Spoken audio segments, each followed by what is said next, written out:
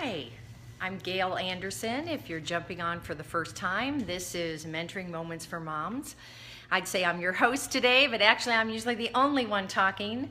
Every once in a while I do an interview with someone, especially my kids. So welcome, it's just good to have you today. If you like what we're talking about, please tap on the screen, give me some hearts, and if you'd like to share this broadcast, just swipe to the right and you can share this broadcast with your followers. Now, we talk about all kinds of things that affect moms, so parenting, marriage, household management, simple living, and health. So lots of different topics that we hit. Last week we talked about some real interesting things about how to handle expectations in marriage. And I just want to give you one last point about that.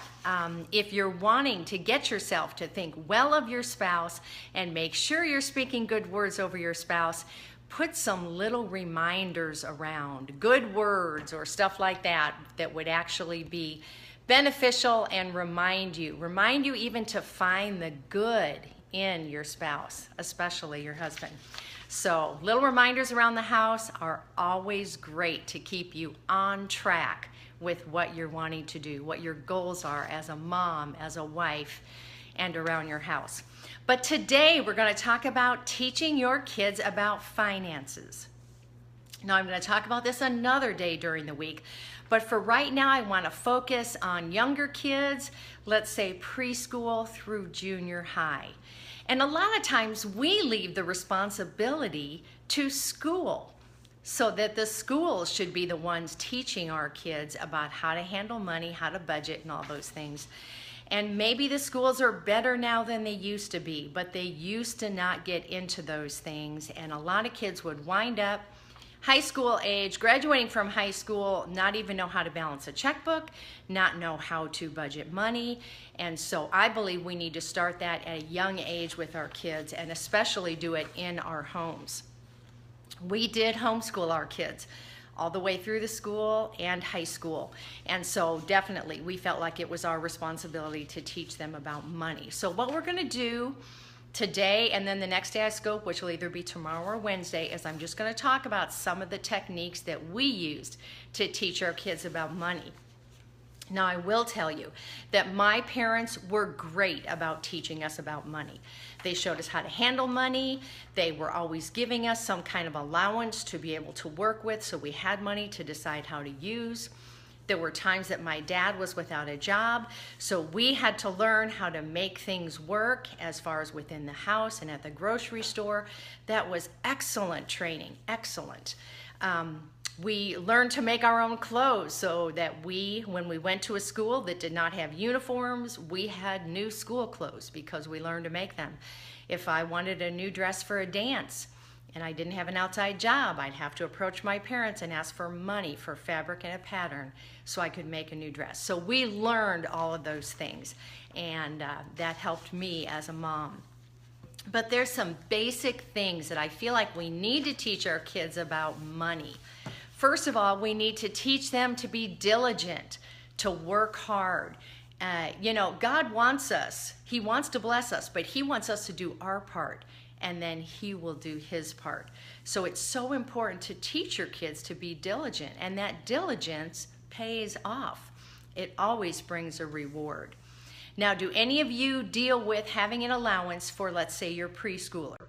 Do you have an allowance? Do you like having an allowance? Do your kids like making money? Do you feel like you're giving them an idea of what they can do with that money? I'd like to hear from you today, how you're doing that. Another thing that we need to teach our kids to do is to save money, because if they don't learn to save at a young age, they are not going to do it later. And hopefully if you're teaching that as they're growing up, teaching them how to save money, then that's going to transfer to as they get older. Excuse me. Okay, you do, and they don't fully understand what to do with it. That's great, but at least you're giving them some kind of money to be able to spend, save, whatever. And you know what? We're going to talk a little bit about what to do with that money when they do have it.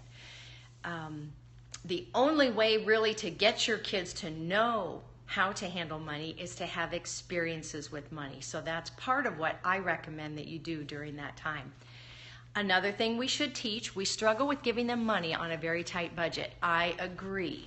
And you know what? As a pastor's wife, in a pastor's family, it was difficult to be able to give the kids that money, but they deserve to have some spending money just like we did. So we felt like we needed to do that. You need to teach your kids how to tithe and save. I think I mentioned that.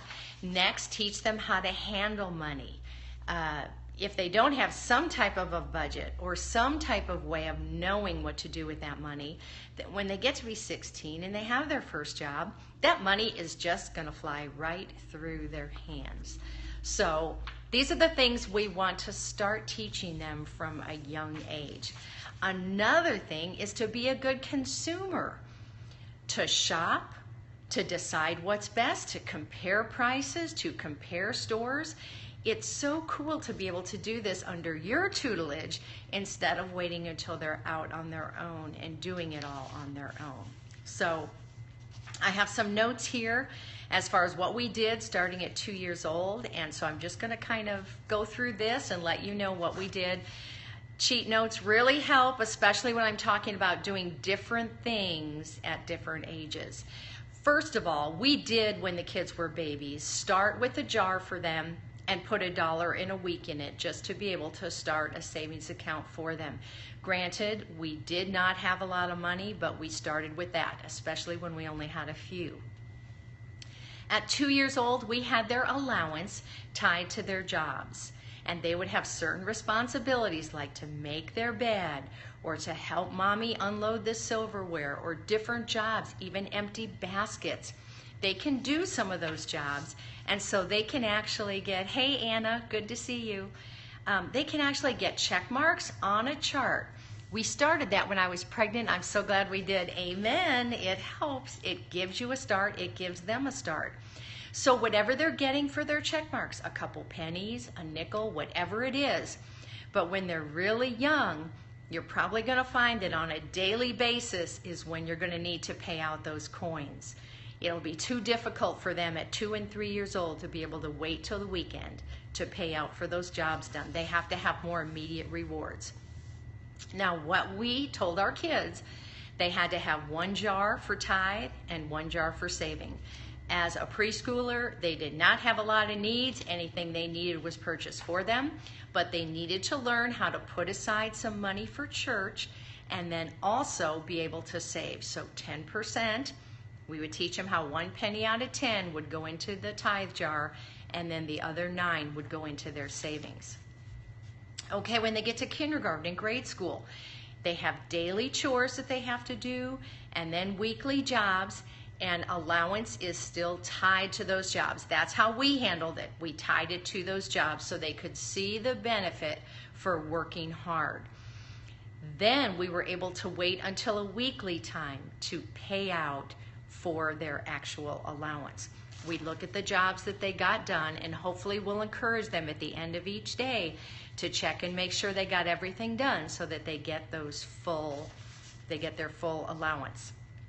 Now, the way we did it was we set a maximum amount for the allowance, which is probably going to be a little bit over what they wanted them to have. Let's say we wanted them to have $5 a week. Then we would take $6 a week, divide up on those check marks that they have, and then we would decide that each check mark was worth maybe 20 cents. So if they missed just a few during the week, then they would still wind up with that $5 allowance. So they get more if they're extremely diligent and get everything done, and a little bit less, but they're still earning something. It's really important to teach them to be able to work and earn something for it, because that's how we get along in life. Amen? Gosh, especially if you work on commission, the harder you work, the more income you're going to bring in. So this is something that we want to teach our kids. It's a life skill.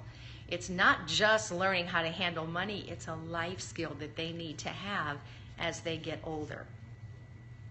When they got to kindergarten, okay. When they got into grade school, we did change those percentages. There were some different things we wanted them to put back money for. So they would have a jar for each one with the name written on it. Actually, we weren't using jars back then. We were using little cassette tape packages, little plastic boxes, which is hilarious. But when they were dealing with dollars, those folded up well into those plastic boxes. So we had them do 10% to tithe, 50% to savings, 30% to spending. So now they had a little bit of money that they could use to purchase things, and then 10% to family gifts. It's wonderful to teach them to be givers to the church as well as to other people. So if you're having a brother or sister's birthday coming up, instead of mom and dad taking them out and saying, what do you want to purchase for your brother? Oh, why don't you buy him this basketball and mom pays for it? You want to teach them to have a certain budget, to be able to spend something on their sibling, and to choose the gift that is within that budget. That's beginning to have that little consumerism built in them, which is nice. In junior high, we did give them allowance as well, because we all need some spending money, especially as you're getting that age. Now, their responsibilities around the home were a must. Each person must contribute. But they also got an allowance as being part of the family. So no longer were those two things tied and where we counted up the check marks and said, you get this much allowance. That was all basic. They had these responsibilities, they were supposed to get them all done, and they automatically got an allowance. They also, my kids at least, at junior highs, were starting to have some outside jobs. For the girls, that was babysitting. For the boys, it was going to the farmers and baling hay, or picking rocks in their field, or doing anything they could do to earn money. They also, by the time they were probably 13, each of my kids had the opportunity to work at Campus Life, which was a teen ministry, and do the maintenance, the janitor work at that building, which was a wonderful opportunity for them to be able to earn some money. It was usually once, maybe twice a week, but they were starting to earn some money from the outside. And then at that point, besides having those same percentages for them, we also wanted them to start being a good consumer and start purchasing their own socks and underwear. That's how it started. And then by 8th grade, I think they were actually starting to save for their own clothes and shoes. And we could match whatever they wanted. I mean, we could match what they earned if we wanted to contribute to it, but we didn't have to. And that was a good thing to do. I remember one time that my son Josh was earning for a pair of tennis shoes, and he actually, I said, hey, I'll go halvesies with you. You know, this is a reasonable amount to spend on tennis shoes. It's not outrageous. I'll be happy to go half with you. And he said, nope, I want to know I bought these myself with my own money. So those are some great things. And our kids still are hard workers. So I do believe that some of the things we taught them early on worked very well. How do you feel about tying the jobs to the allowance? Do you believe in doing that, or do you believe that we should just have them at whatever age be able to get a certain amount of money no matter what? I'd like to hear from you all on that. I know Dave Ramsey has a great system that he uses for kids in elementary. I think it's called Financial Peace for Kids, and it teaches them how to budget money, how to spend it, how to put it in different jars, and that is a great resource. That is Dave Ramsey. And for adults, it's Financial Peace University. For kids, it's Financial Peace for Kids. So, hope I haven't been too long-winded. I'm going to pick up either tomorrow or Wednesday and talk about how teaching our kids about finances. We have jobs they can earn 25 cents for payday is at the end of the week. Fantastic payday. I love it, because that's teaching them as they would on the job that there is a payday. And it's nice if you can have extra jobs for kids to do to earn extra money. I mean, if they're wanting to earn towards something specific, it is wonderful to have jobs listed and how much you would pay for those. And of course, you want to inspect those jobs, make sure they're up to par, and give them that ability, especially if they're earning for something specific and you want to be able to be a part of that. You want to help them and encourage them. So That's all there is today for this part of it. I'll pick it up again and we'll talk about with high school age kids and even 16-year-olds. It changes quite a bit. They have chores that they do because they're in the family. The opposite jobs are optional. Excellent, excellent. The paid jobs are optional. Excellent, that's perfect. Well, I will look forward to seeing you later this week. And also, you know that I interviewed my daughter Rachel last week. I'm eventually going to interview all of my kids on different topics about life in the Anderson family. Oh, thank you. I sure appreciate it. Laura. I think next will be my son Josh. I haven't even asked him about it, but I have some specific questions that I feel like were very prevalent to him in growing up, and I think it'll be neat for you guys to hear. Because you can hear certain things from me, but when you hear from my kids, hey, there's the proof. There's how it happened. There's how they turned out. Not everything was perfect, but you know what? They can tell you, hey, I'm glad we did this. I'm glad, and this is how I was able to excel in this particular area. So it's kind of fun, and I enjoy hearing from all of you. My email's in the profile if you want to email me, ask me questions, give me any comments. When I do have resources for you, they are always in the profile. Actually, they're going to be in the description on YouTube. All of my scopes. Hey, Lisa, how are you? Just ending, sorry. All the scopes that I have done are on my YouTube channel, which the link is in my profile on Periscope, or you can just go to YouTube and search Mentoring Moments for Moms. And really enjoy hearing from all of you. Also, check out our blog. My husband and I blog at kirbyanderson.com. And we blog 3 times a week on marriage, parenting, kids. Yeah, you'll have to. Marriage, parenting, kids, health, personal development, and we love sharing with all of you. All these years of learning and growing and pastoring, it's just great to be able to connect with so many of you in so many areas in the U.S.